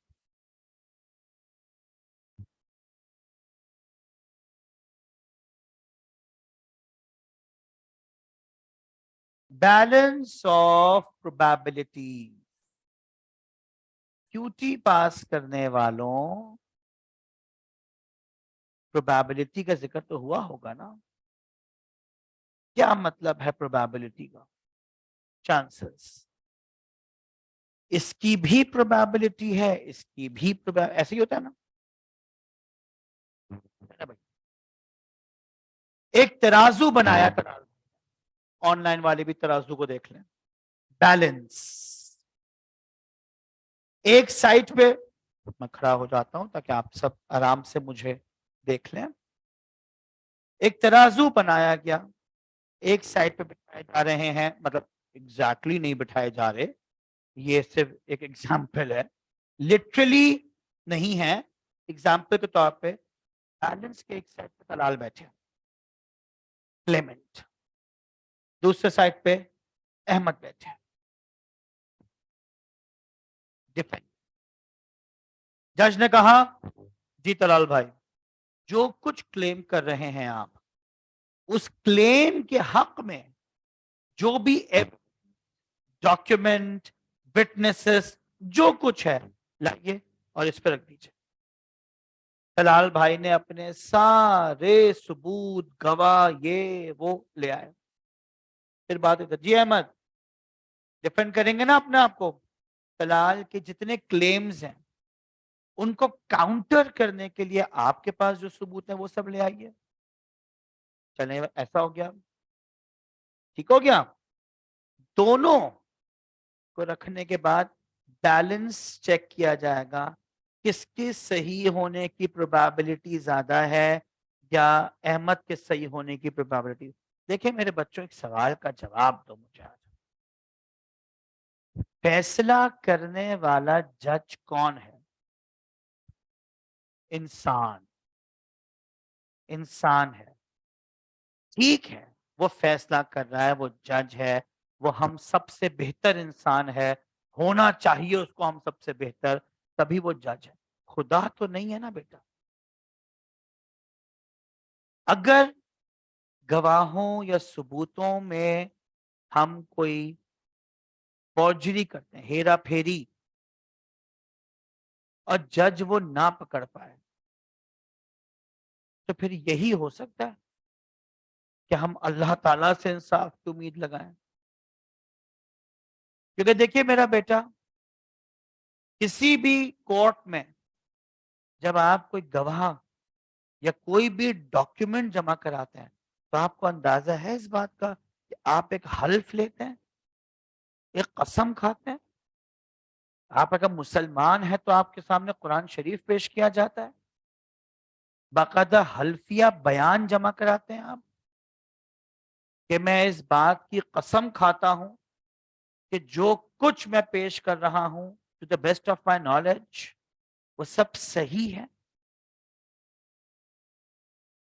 झूठी कसम खा के झूठा बयान या डॉक्यूमेंट देने की सजा शायद आपको दुनिया की अदालत में तो ना मिले, आखिरत में तो मिलेगा ना।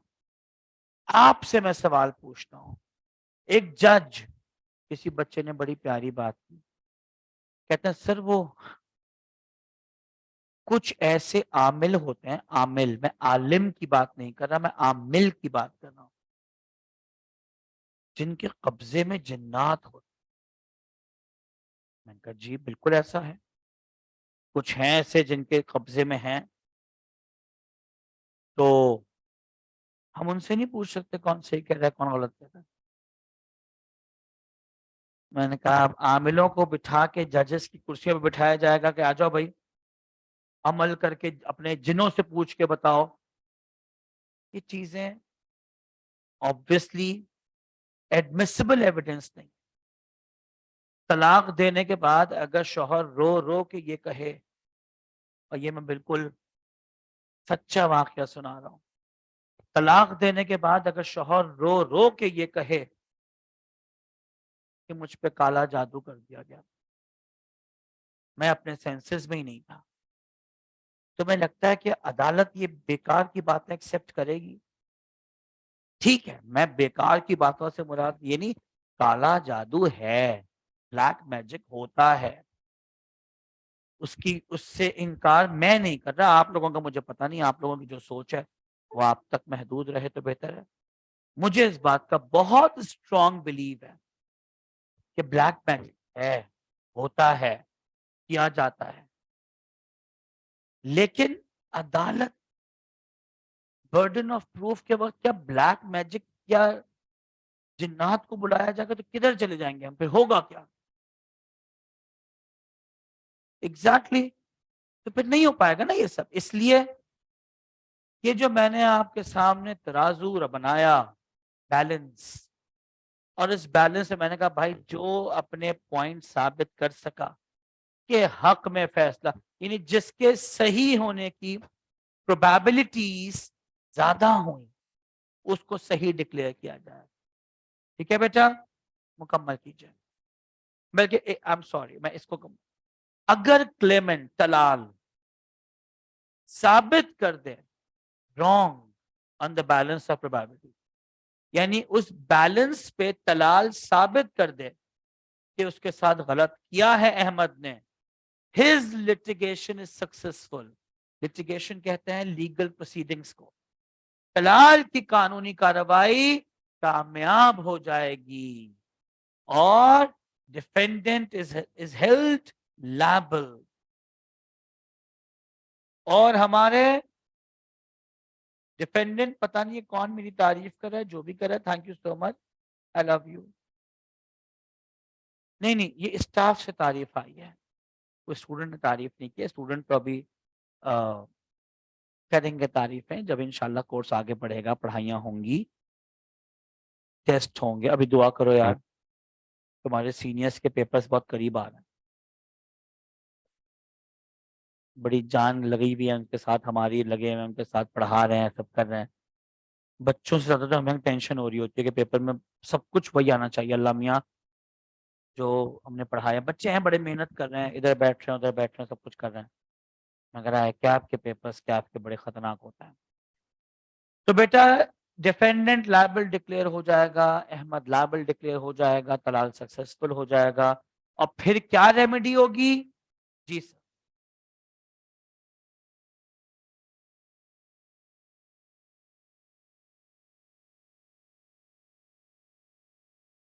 बेटा जी द सिविल कोर्ट में ऑर्डर द डिफेंडेंट टू पे डैमेजेस। डैमेजेस का मतलब लिख लीजिए, मॉनेटरी कंपनसेशन। मतलब पैसा। आसान अंग्रेजी में मतलब होता है डैमेज। डैमेज का मतलब है नुकसान। तुमने मुझे नुकसान दिया, नुकसान पहुंचाया। यहां डैमेजेस की बात हो रही है। Damages is monetary company. Urdu में पता है क्या कहते हैं इसको? हाँ हाँ, कौन सा नुकसान? अच्छा, माली नुकसान। अगर फाइन को कहते हैं अंग्रेजी में जुर्माना, उल्टा बोल दिया है।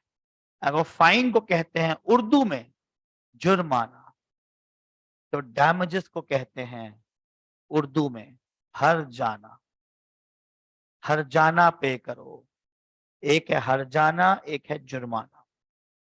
किसी की आवाज आई मुझे, भरपाई। भरपाई भी लफ्ज इस्तेमाल होता है। Is that okay? दो नाम और लिखे मैं आखिर में। एक है स्पेसिफिक परफॉर्मेंस और एक है इंजंक्शन। मैं आपसे सवाल पूछना चाहता हूं, क्या हर मसले का हल पैसा है? चलें आप बताएंगे कौन से मसले का हल पैसा नहीं है? मैं तो बताऊंगा ही, आप बताइए प्लीज।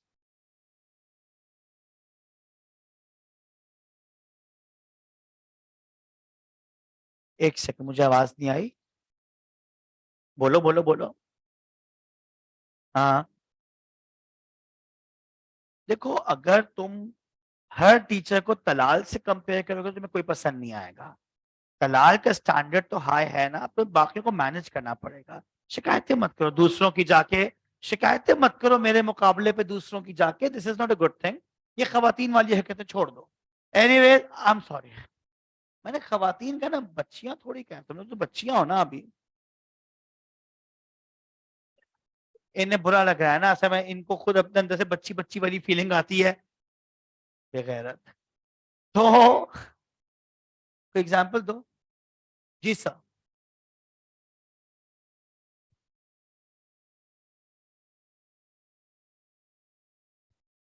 हम्म। आप आवाज बंद करें। जी बेटा।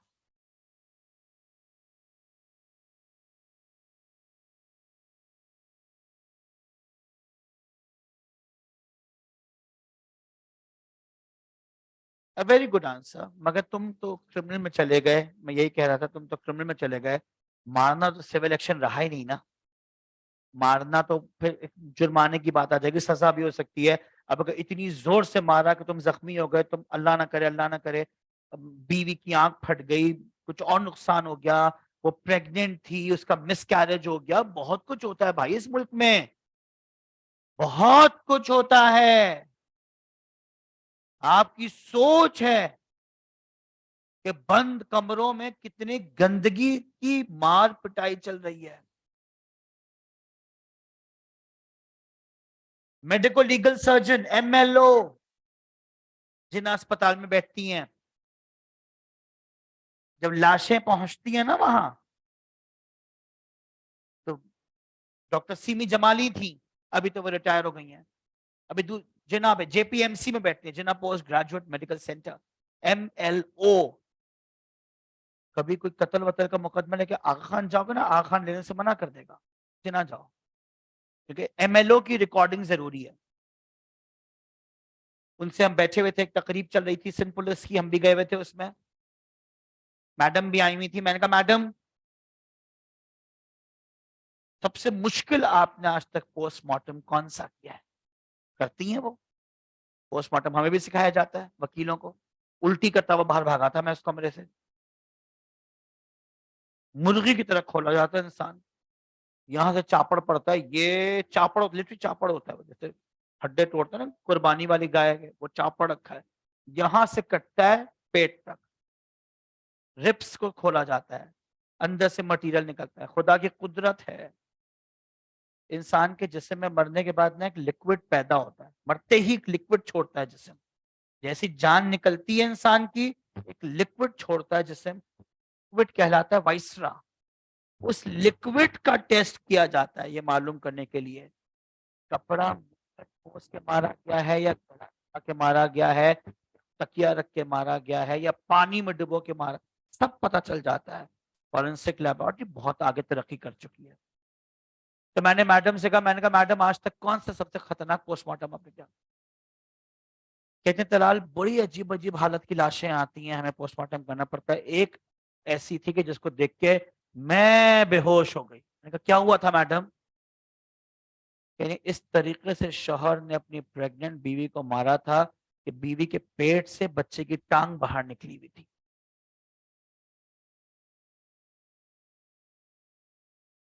प्रेग्नेंट बीवी को शौहर ने इस तरह छुरा मारा था कि अंदर जो बच्चा पाल रही थी बेचारी, उस बच्चा भी मरा और उसकी टांग बाहर निकली थी। मैं बेहोश हो गई थी उस डेड बॉडी का। मैं रो रही थी कि इस औरत को इस बच्चे की खातिर ही छोड़ देता है, ऐसा ऐसा जुल्म हो रहा है। अल्लाह ताला रहम करे इस शहर पे, इस मुल्क में, और जंगलियों के साथ अल्लाह ताला। तो बेटा